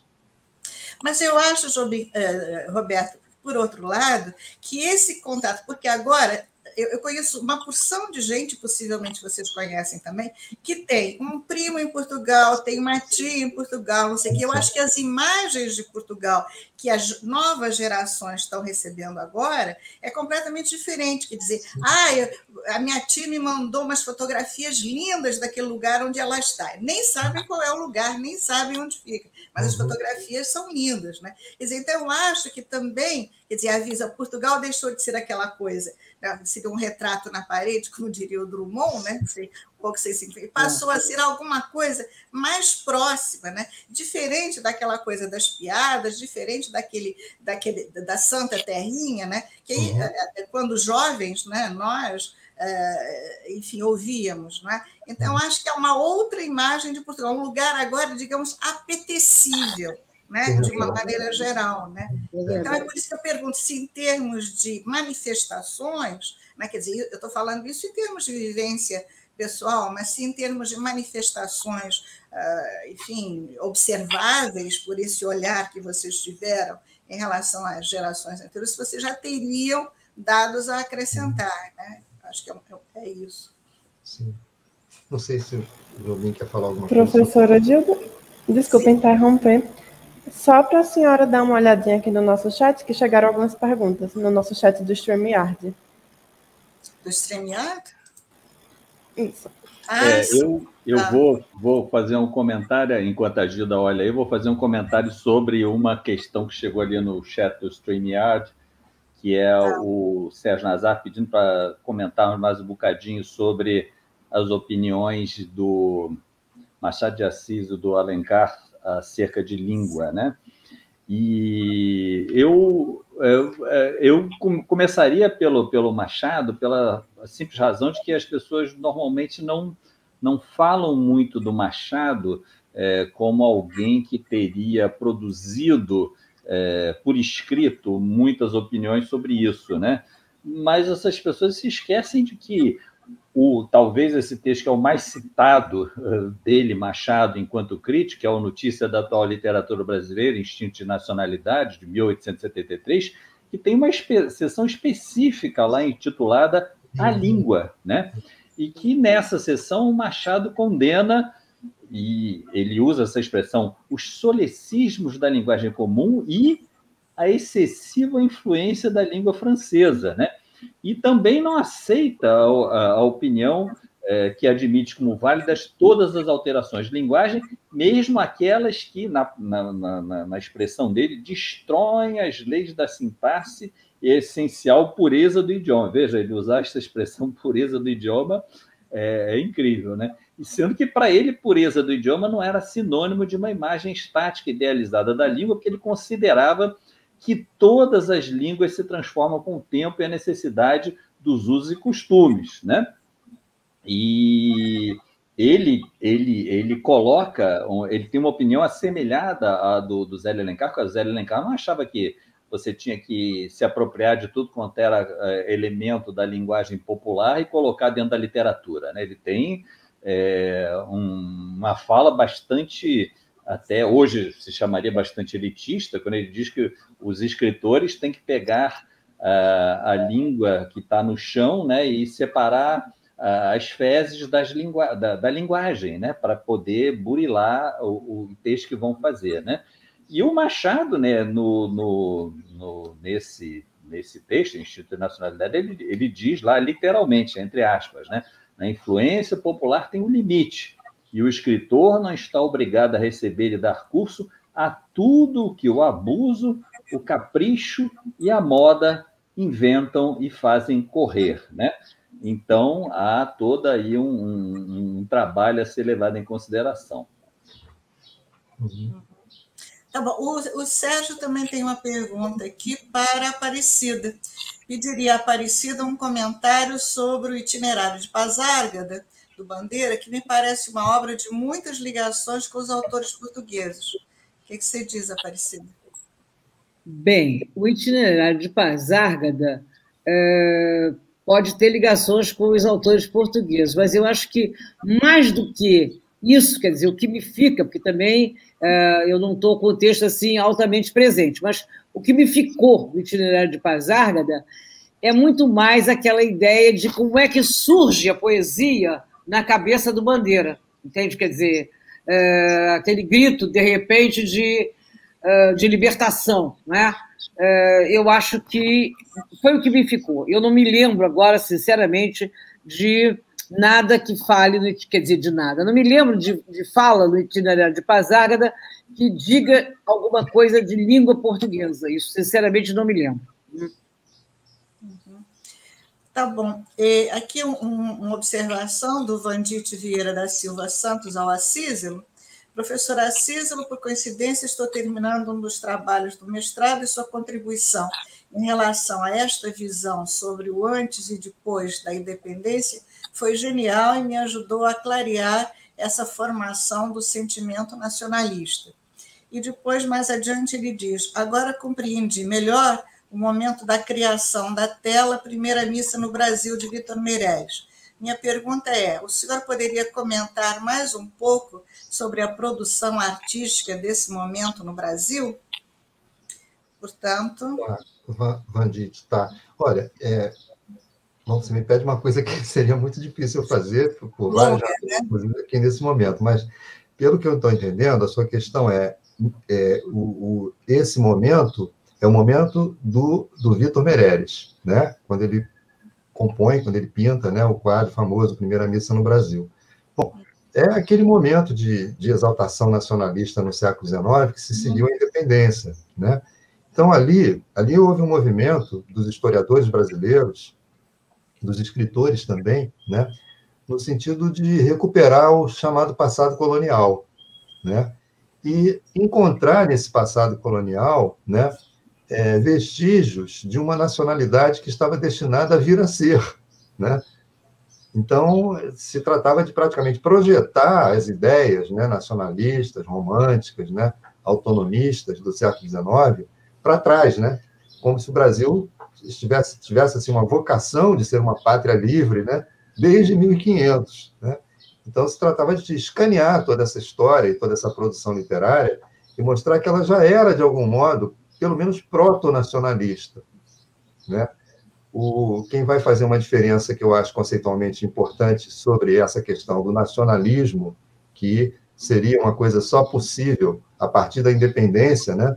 E as manifestações anteriores, anteriores à independência, é o José Veríssimo, né? Na sua História da Literatura Brasileira, que ele vai dizer que essas manifestações dos tempos coloniais ele chama de nativistas, né? Por oposição àquelas que seriam propriamente nacionalistas. O nativismo seria uma espécie assim, de amor, né, à pátria, naquele sentido de o lugar do nascimento, né, ao passo que o nacionalismo teria um viés político, só viável, né, a partir da chamada independência, né. Então, não sei se eu consigo corresponder aí à sua expectativa, mas é o que eu te diria, né, quer dizer, todo o século XIX, né, vai ser assim assinalado por um grande ardor nacionalista, aliás, é absolutamente compreensível, né? Que o Brasil precisava criar uma identidade, e essa identidade, em princípio, tinha que se compor, né? Por oposição à pátria-mãe, evidentemente, que era o outro mais próximo, né? Então, aí houve todo um grande investimento, né, em se distinguir de Portugal. A Aparecida lembrou um fenômeno muito interessante da época, né, que era a onomástica, né? As pessoas não queriam mais se chamar Manuel, Joaquim, Pedro, Antônio, né? Queria se chamar Ubirajara, Ubiratã, Montezuma, né? Nomes que fossem americanos, indígenas, né? Isso teve o seu momento, Iracema, né? Então, teve esse momento, né?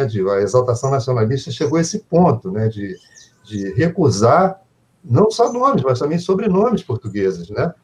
Que se viam substituídos por uma onomástica local, né? Então, é curioso isso. Aparecida pediu lá Sim, Aparecida. Olha, eu respondi ao Sérgio ainda agora assim meio alocadamente, mas eu me lembrei de uma coisa. Talvez ele esteja pensando numa coisa da formação linguística do Bandeira no Ginásio Nacional, no Colégio Pedro II, porque, de fato, no itinerário de Pasárgada, o Bandeira lembra que ele... como eu digo, ele fala da poesia dele, quer dizer, como é que surgiu Pasárgada na cabeça dele. Mas ele fala da formação do Pedro II, porque ele diz que ele leu Castilho, ele leu mas não sei quem, quer dizer, as leituras que ele fez, que foi aluno do Sousa da Silveira, quer dizer, ou seja, ele mostra muito como é que ele aprendeu português, não é? Mas ele também fala, isso é que eu queria lembrar, tanto é uma coisa da poesia dele, que ele diz, logo no início, agora me lembrei, que ele perguntou ao tio dele se Vésper rimava com não sei com o que eu já não me lembro. E o tio disse que não. E ele, com isso, ficou sem o soneto que ele podia ter escrito. Quer dizer, passa por aí. São os problemas de língua dele, mas é muito... Aí ele, depois, mais tarde, descobriu que podia rimar perfeitamente e que era um problema de ouvido, que não era um problema só de métrica, daquilo que o tratado de versificação dizia. Isso é engraçado, entende? Mas é muito a ideia da formação dele em língua, quer dizer, o que ele leu, o que ele não leu. Também leu Camões, quer dizer, essa coisa toda veio do Colégio Pedro II, ou seja, Ginásio Nacional. Foi também onde ele viu a palavra Pasárgada pela primeira vez, que até hoje eu estou tentando descobrir de onde é, porque eu já andei de 4 nos alfarrábios do Colégio Pedro II, procurando os diários de classe do tempo do Bandeira, entende? E não consegui descobrir em que livro foi que ele leu isto, exatamente.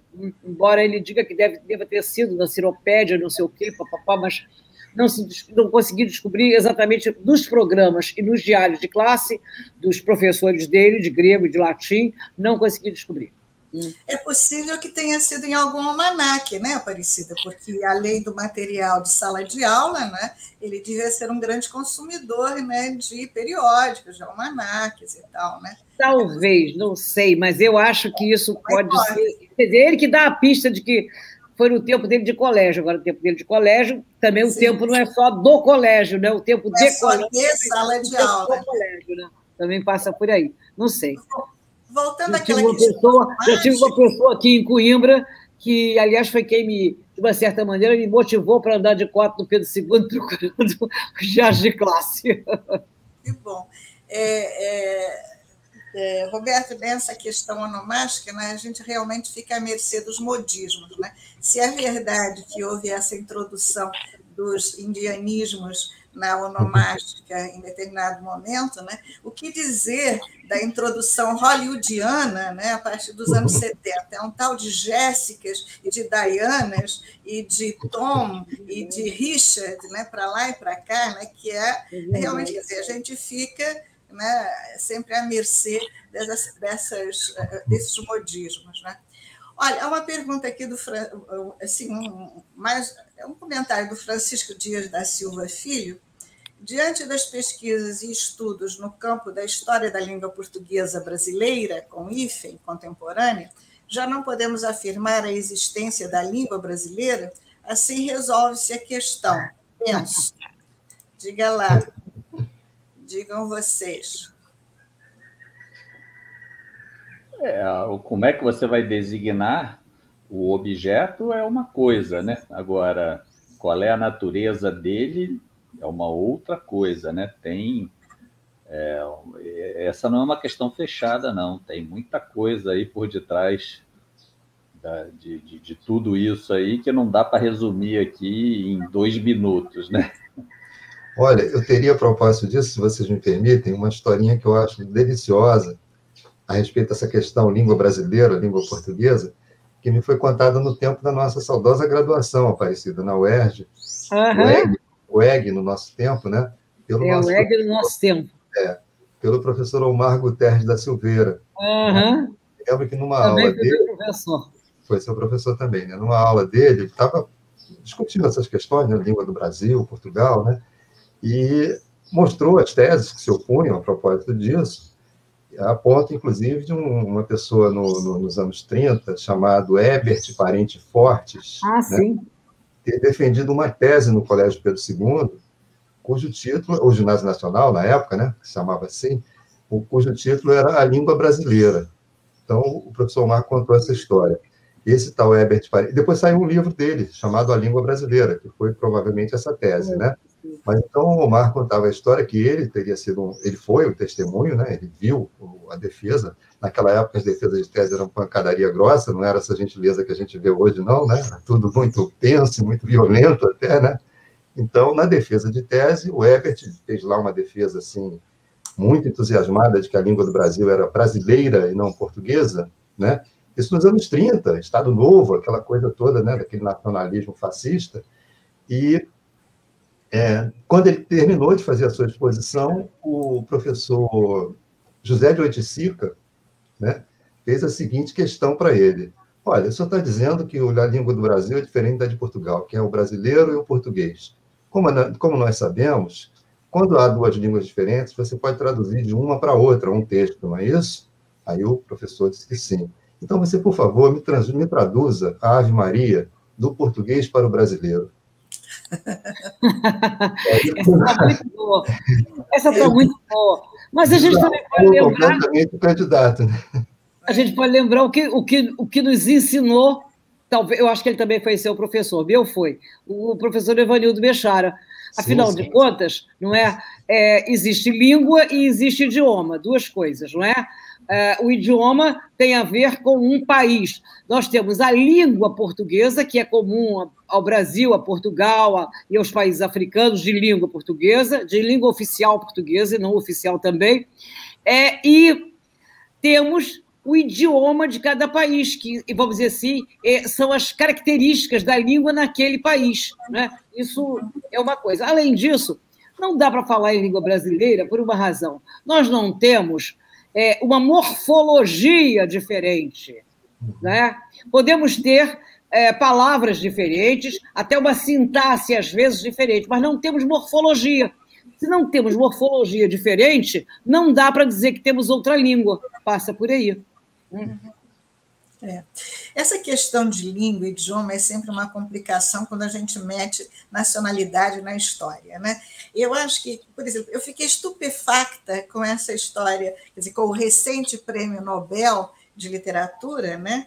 Esse Prêmio Nobel do senhor escritor que ninguém conhecia, e que era da Tanzânia, né?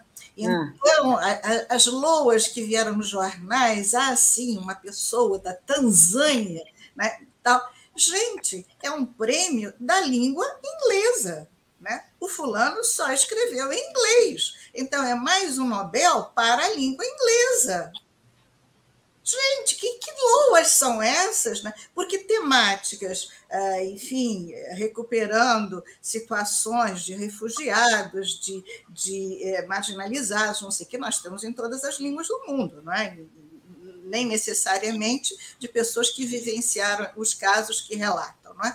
Agora, para mim, esse prêmio é mais um, né? Mais um da língua inglesa. Quer dizer, então, eu não vejo essas loas todas, né, se justificarem, não. Quer dizer, não sei se eu estou sendo extremamente...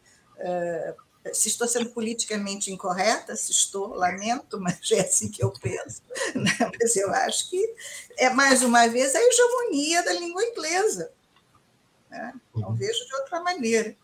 Bom, enfim, não há mais perguntas, não há mais comentários. Não sei se vocês gostariam de trocar aí mais alguma coisa, mais algum dado, mais alguma informação. Eu acho que a gente pode, então, terminar lembrando o Caetano Veloso, né? Gosto de roçar a minha língua na língua de Camões, não é? Que faz vertas. Aliás, o Craveirinha, né, o africano, aqui num congresso aqui no Rio, né, ele disse que ele que ganhou um dos prêmios Camões, né, como escritor africano, né? Ele se dizia descendente de Camões, não é? Então, eu acho que nós temos que pensar um pouco nisso, né? Essa língua aí que nos une e não a língua que nos separa, né? Eu acho que isso é muito mais importante, né? Bom, então, se não há mais nada a comentar, então passo a palavra a vocês para as despedidas e já com os meus agradecimentos reiterados aí pela participação, pelo cumprimento do tempo, pelas achegas importantes que trouxeram. Tá? Aparecida. Olha, eu agradeço imenso o convite. Lembrei de uma coisa ainda de língua e de família com nome, vamos dizer assim, indígena, e não é uma coisa do século passado, do século passado, que eu digo do século XIX, já é de pleno século XX e de muito mais recente. Vocês se lembram que o Moacir Scliar é Moacir, nome bem brasileiro, Jaime Scliar. E nós, na UERJ, temos um exemplo. A Kátia Iracema Krause, que foi minha aluna, que é irmã do Bernardo Krause, que é descendente de alemão, claro, né? Mas virou Kátia Iracema. Kátia alemão, Iracema para frisar o lado brasileiro. Maravilha, perfeito. Sim, Jobim. Bom, eu agradecer aqui aos que tiveram a paciência de nos escutar nesta tarde aqui, agradecer a presença e o compartilhamento aí de vocês todos aqui nessa sessão, Aparecida, Gilda, Roberto, e dizer, Aparecida, depois eu vou mandar um e-mail para você, né, sobre aquele nosso congresso lá na França, viu? Ave Maria. Roberto. Bem, eu também agradeço muito, primeiro, a organização do evento, ao professor Sérgio, que foi o portador do convite a nós, a Gilda, pela gentileza aqui da apresentação, fiquei muito feliz de rever a Aparecida também. Enfim, pena que a gente não pode tomar um cafezinho depois da sessão, mas, enfim, vamos aproveitar o que... Mas fica prometido, não é? Não, a gente pode tomar um cafezinho depois da sessão, cada um da sua casa, pensando no outro. Agora...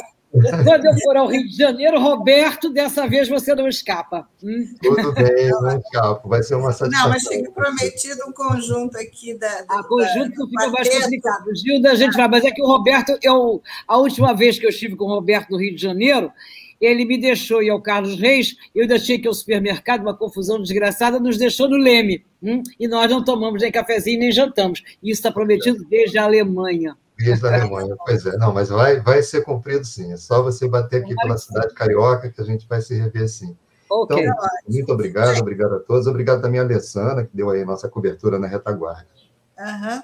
Bom, eu agradeço, primeiro, a organização desse 28º Congresso da Abraclip, a assessoria, né, técnica que nos foi dada, não é? E faço o convite para que prossigam, quem nos assistiu, a assistir às próximas sessões. Né? E a vocês, muito obrigada por tudo e até a próxima, até aquele cafezinho. Tá bem? Ok. Tchau, tchau. Tchau.